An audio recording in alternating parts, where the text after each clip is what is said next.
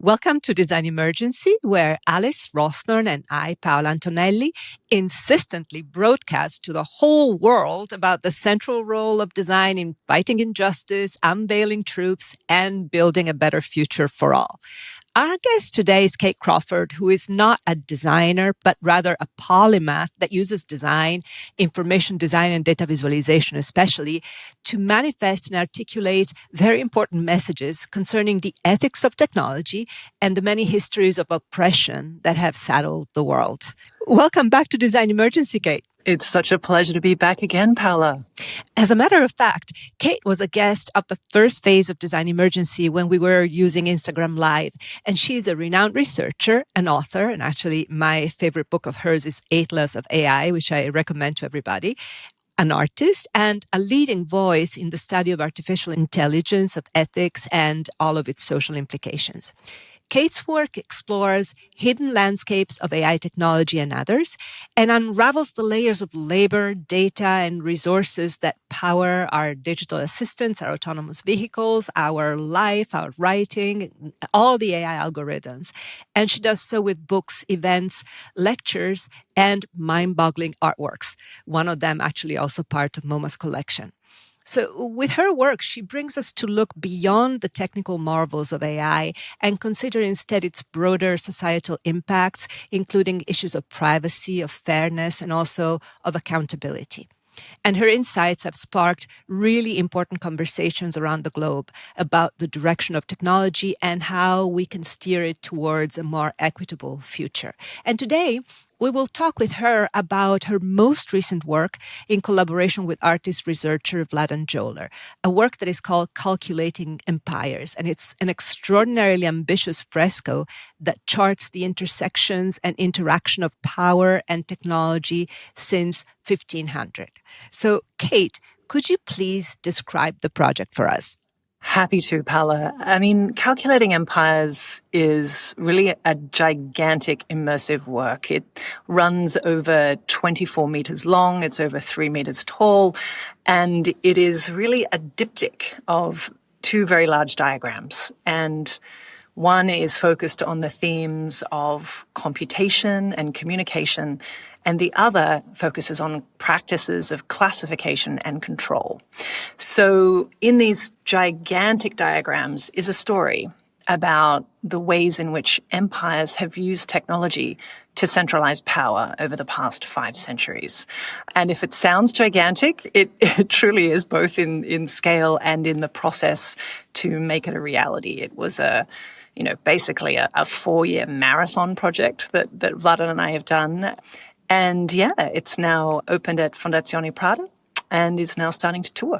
And I gotta say, it really is mind-boggling and gigantic. So when I think of the time that I spent in the map room, in the black box with all of the different details, I think of the trance that I used to feel when I was a child, and even now, when I look at paintings by Hieronymus Bosch or by Bruegel the Elder, in which new characters and new details emerge with every visit, and you can really lose yourself. Well, that's our hope, is that, that really these maps are really constructed like a map room, a place where you would go to think, to reflect, to plot, to draw connections that hadn't been drawn before. And one of my favorite things to see in the various places that Calculating Empires has been installed is when people sit down, sometimes on the floor, sometimes on chairs, and just read and draw and start to make their own sense of these stories. Because in many ways, we are trying to give people a set of materials to think with, rather than an idea of a singular historical narrative. This is about a plurality of events and technologies and forms of social control, and really how they co-inform each other. So that's a really big story, and it means that it needs to be told at a big scale, but it also needs to give people time. It's the real idea behind this project is to really encourage that exact radical act of slow reading, of taking time, of making connections.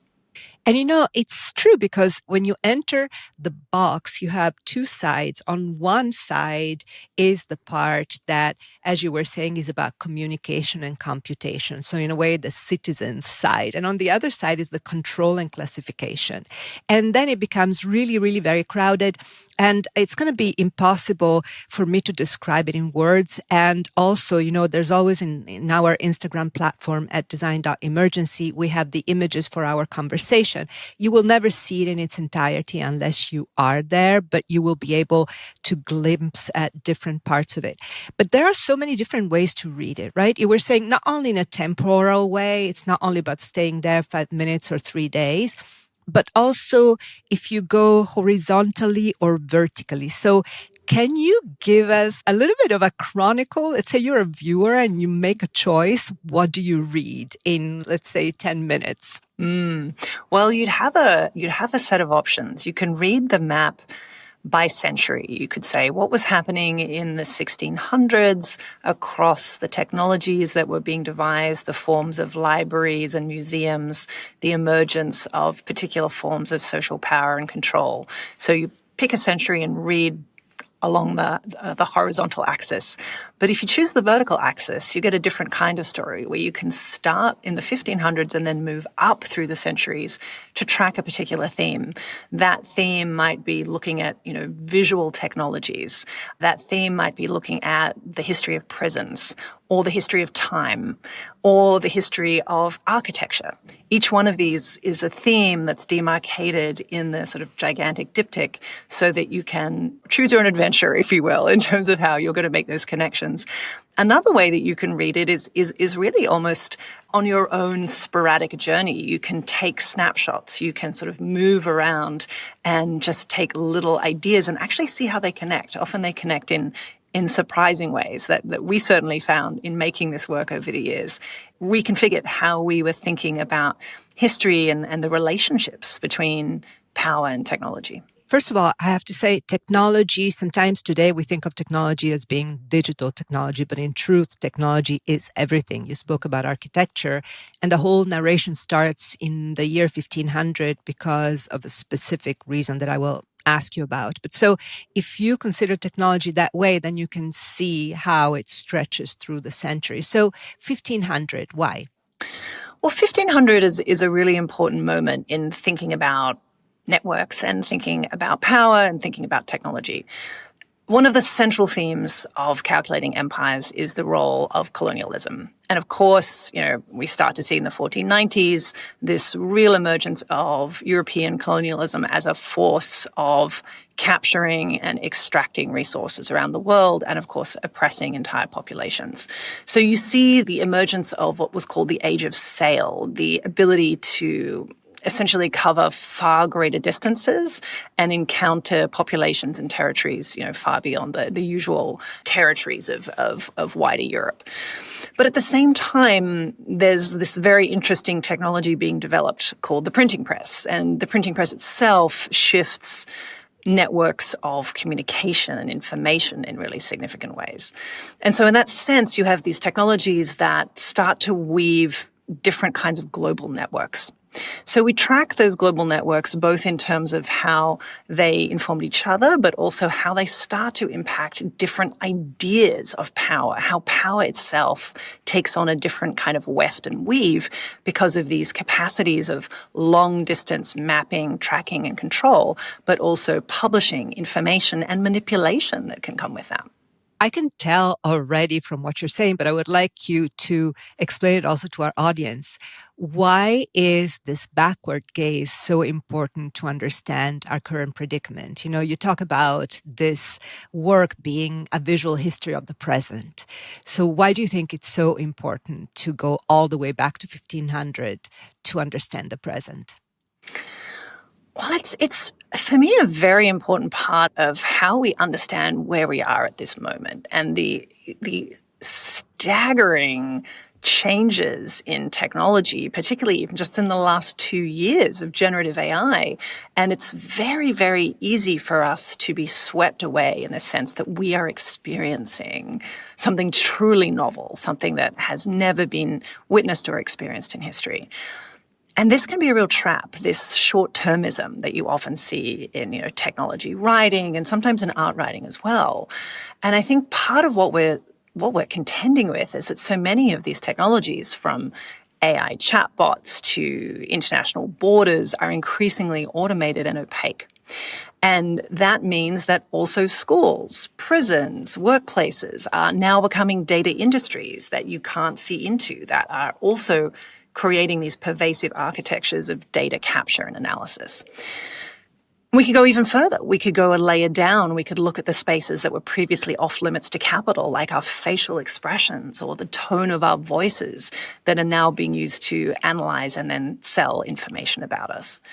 So to really understand where those practices come from, initially Vladan and I began by looking in the mid-20th century, really looking at the emergence of artificial intelligence as a field, as a discipline, and the emergence of computation at scale.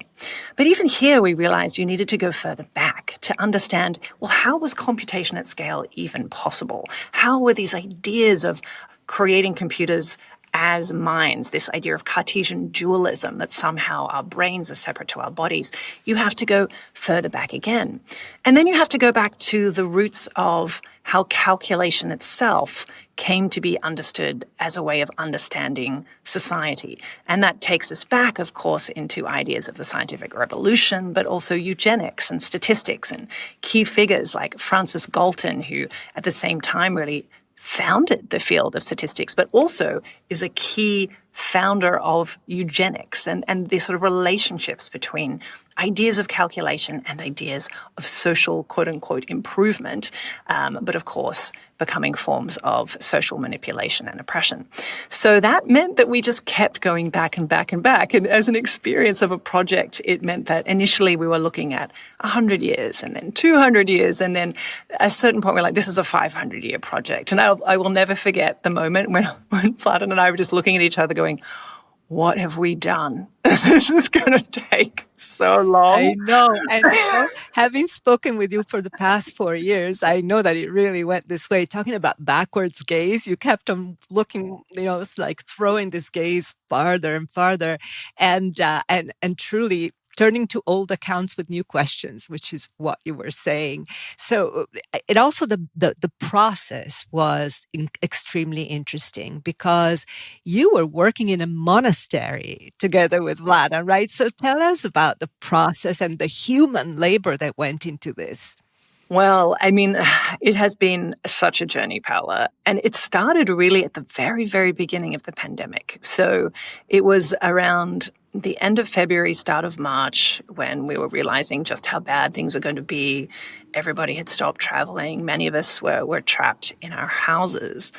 And Vladan and I were talking about how we were experiencing this time. And we were like, well, this is the moment to start using time as a material, to really reflect on time.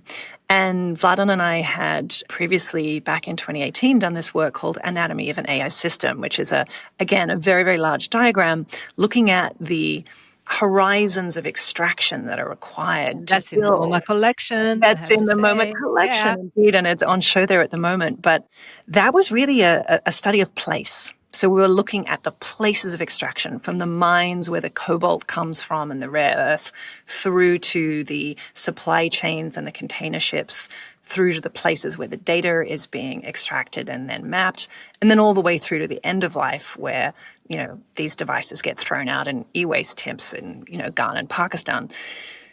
That is the story of terrain and of place. But there's also a story of time. And so we went from place to time. And it was, of course, a very COVID-y experience, because COVID gave you this strange sense of time that never really had a clear boundary, that just felt like it was going on in this sort of Groundhog Day existence.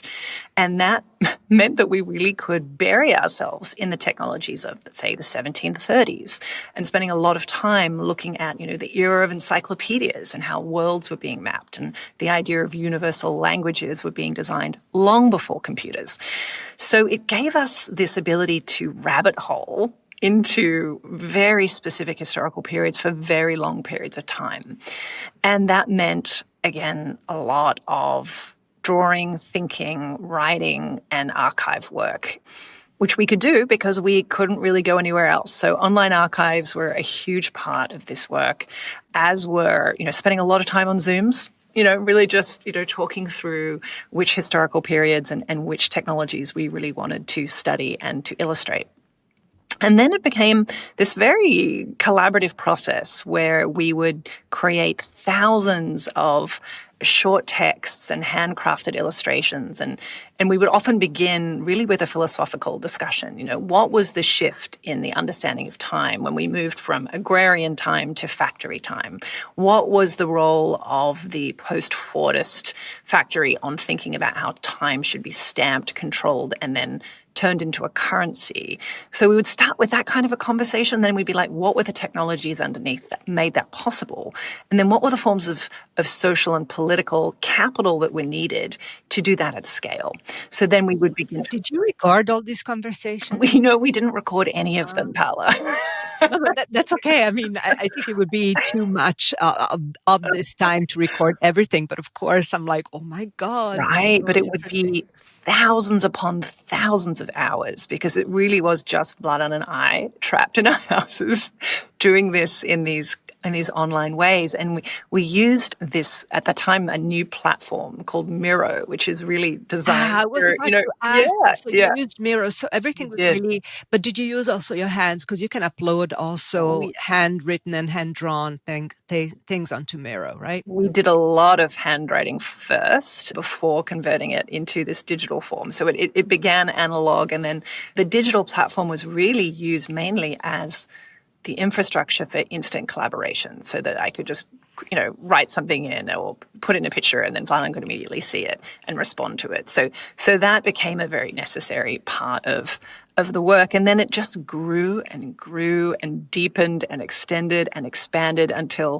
we were starting to hit the limits of everything, every platform we used. We went through many. And you needed the monastery at that point. We From Miro needed to the monastery. And this takes me back to the monastery, which is this extraordinary place in Perast in Montenegro. And it's a place that Vladan has used for events for the Share Foundation, which he co-founded for many years. And then we realized that it was the perfect place to go and do this work. It itself was built in the 1600s. It has, very little by way of conveniences of modern life. It has very, very bad internet, which was ideal. No one could really contact us. And then we could just sit in the monastery and work day in, day out. And it really was the most immersive kind of work. You really just can't stop. We rarely took breaks. We took, meal breaks and then occasional sleep breaks. But it became a place that we would go back to year upon year to really just let go of the modern world and just sort of bury ourselves in this gigantic map.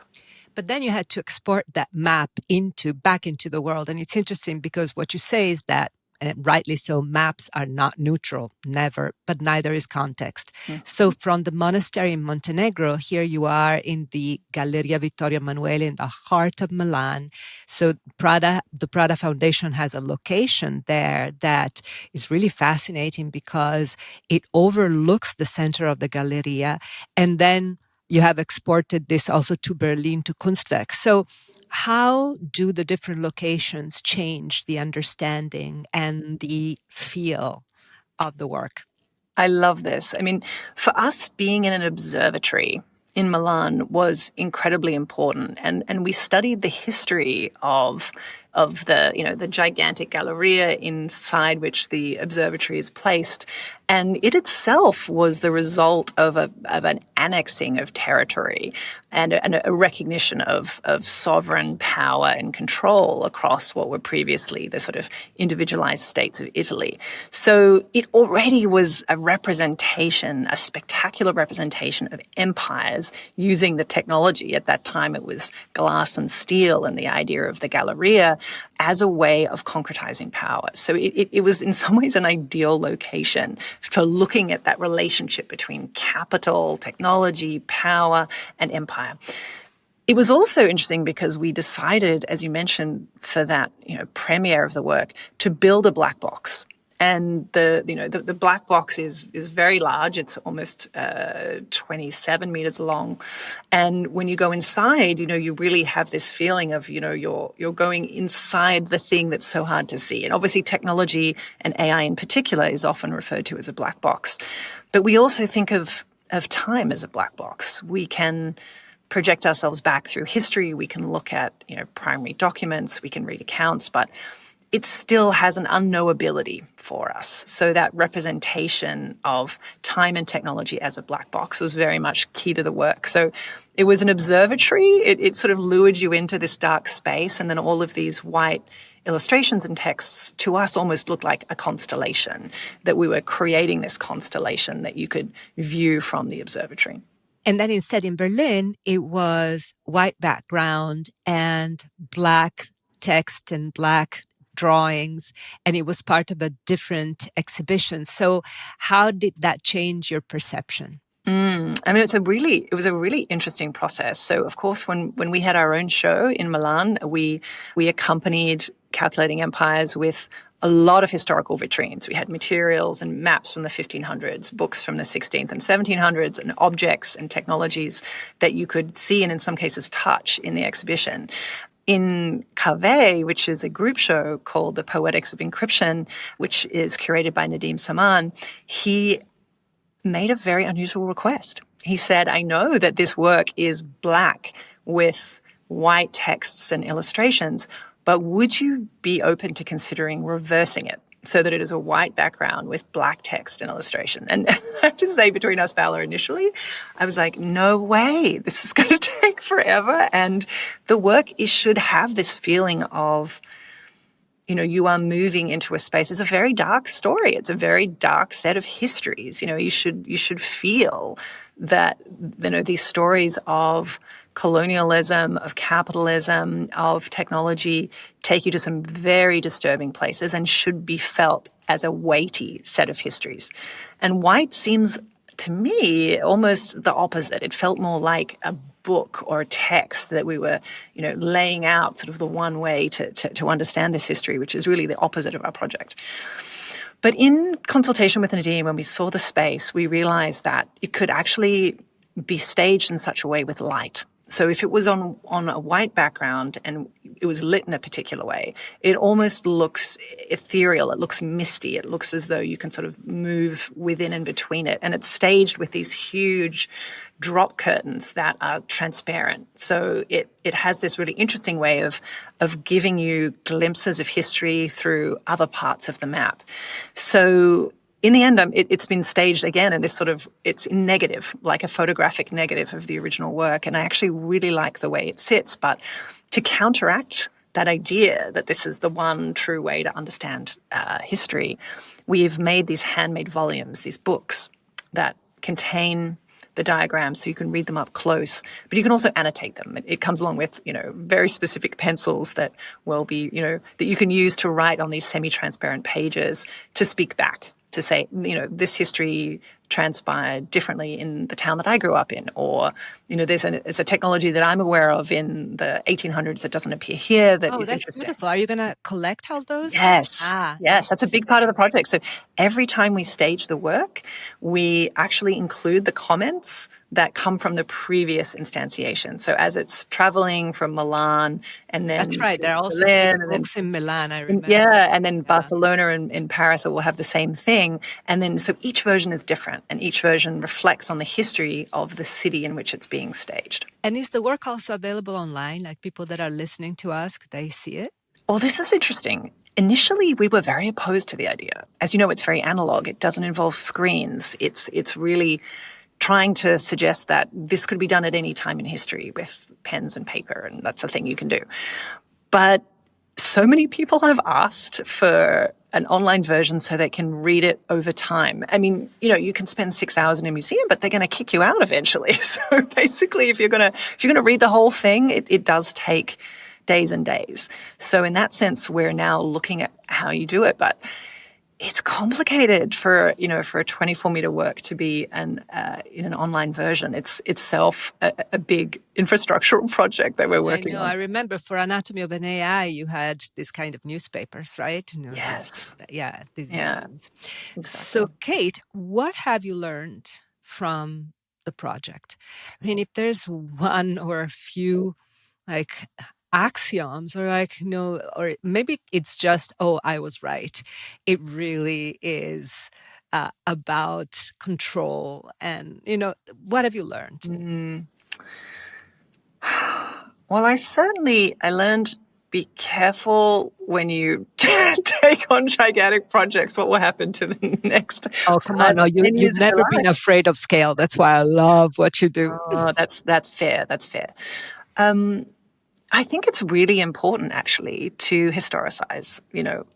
Many historians have used the famous phrase "always historicize," but it is perhaps one of the most important political actions of this time in history, that we are facing such extraordinary shifts in terms of technology, in terms of climate change, in terms of war, in terms of colonizations of the present, that if we are ever going to unwind these injustices and these concentrations of power, we have to, first of all, see where they originate, to understand their origins, to reflect on the patterns and the repetitions of history. It's, to me, I think about, obviously this is a very Foucauldian project. We talk about this being a genealogy of power and technology. But Foucault used to write about this idea that he was writing a history of the present, that even though he spent so much time, studying, the birth of prisons and of schools, that was really just a way of having a clearer understanding of the time that he lived in. And for me, this has really been the experience of this project, is that in the final 2 years, as we were working on it, was the rise of generative AI as a commercial technology. And I was just being swamped, with calls and requests and questions, and we could just see so much was changing. And it would have been very easy to get swept away in the kind of newness of the moment if I hadn't also been going back and looking at the histories of generative sound in the 20th century, or going further back to, the emergence of theatre technologies in the 1600s, which were seen to be generating entirely new ways of storytelling.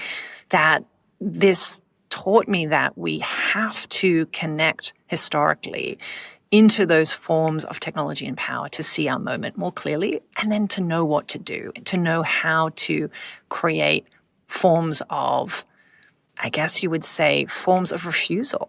Where do we not want to use systems? Where do we want to say this is not acceptable, this is not okay? How do we look at the costs, both human and planetary, of the technologies that we build at this scale?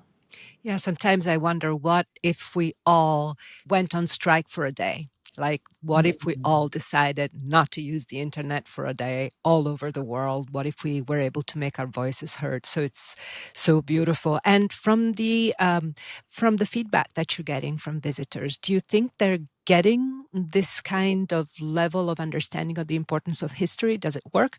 Or do they get other surprising outcomes that you were not expecting? I've actually been impressed by how deeply people have been understanding the project. I was always worried that something this big and this detailed can just create a sense of historical overwhelm, that you're sort of being thrown into something that's just so much larger than you. But what I've been really impressed by is that people take the time, but what they do is they tend to find favorites. So I'll see people who are, particularly interested in military history, gravitating towards that section of the work, or other people who are, teachers looking at the history of education and how it's been used as forms of social control over the centuries. So people will tend to go to the areas they know and then slowly fan out from there. So I do think that to some degree, if you ground yourself in the areas of familiarity, you're then more able to stretch into the parts of history and technologies that you're less familiar with. But my sense is that people have got this very quickly, and that's in some ways really edifying. I think maybe many of us are looking for a way to escape that sense of the overwhelming now. I'm not surprised because people always are so much wiser and curious and intelligent than we are as curator or even as artists, right? So that's really surprising all the time. And I like this fact that they are looking for themselves in the map in in a way to then understand how to navigate it. So, well, I really love your wisdom, and not only that, but I also love the way you have to express it through beautiful prose when you write a book, amazing art when you collaborate with your artist friends in these gigantic frescoes, and then speaking and organizing. Really, I have only scratched the surface today of what Kate Crawford does for a living and for all of us. But I urge you all to not be afraid of scale either, to find whatever snippets of calculating empires you can find online, and also to read her book, Atlas of AI, to come to MoMA to see Anatomy of an AI, another big fresco, and just to track her word and listen to her words, because they are absolutely important today. And I also really want to thank you for showing the power of visual narratives that include design and that are there to help us understand how to move forward. So thank you for being here today, Kate. Thank you, Paola, and thank you for everything that you do to put this kind of work in its bigger context around what's happening in the world and how it relates to power. It's really important. Thank you. So this is Design Emergency, and you have just heard from Kate Crawford, researcher, author, artist, sharp public eye, who is able to render the truths she uncovers with irresistible expressiveness. And you can find images of her work, again, some images, in our Instagram feed at design.emergency.